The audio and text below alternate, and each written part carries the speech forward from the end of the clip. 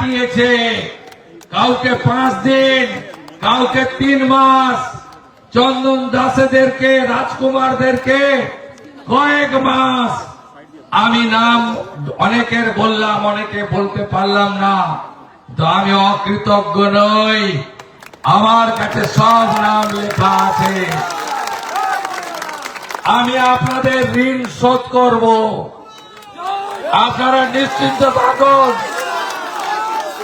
এবারে আমার আবেদন, শান্তি বজায় রাখতে হবে।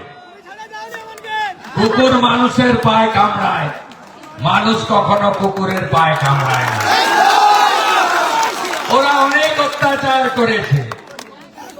এই টাউন ক্লাবে আমি যখন এখানে 15ই আগস্ট আসতাম, আমি এখানে বজরংবলীর পুজোতে আসতাম আর ফিতে কাটতে আসতাম কালী পুজোতে।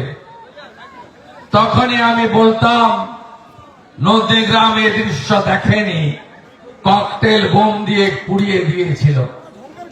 আমি বলবো, হাতে আইন কেউ নেবেন না। আগামী বিজেপি সরকার ভারতীয় ন্যায় সংহিতা অনুযায়ী, বিএনএস অনুযায়ী প্রত্যেকটা মামলাকে রিওপেন করবে এবং আমরা ব্যবস্থা নেব। ভরসা আছে তো?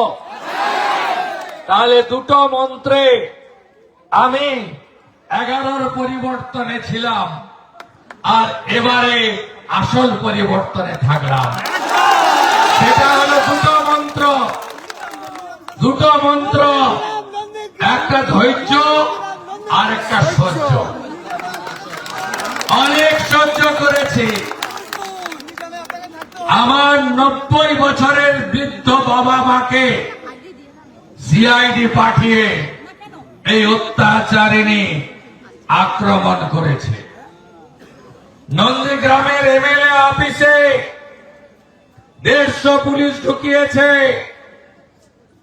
আমি সোনাচূড়া এবং গোকুলনগরে 2021-এর 14ই মার্চ, 21-এর 10ই নভেম্বর আর 2022-এর 14ই মার্চ আমাকে পুষ্পার্ঘ পর্যন্ত দিতে দেয়নি।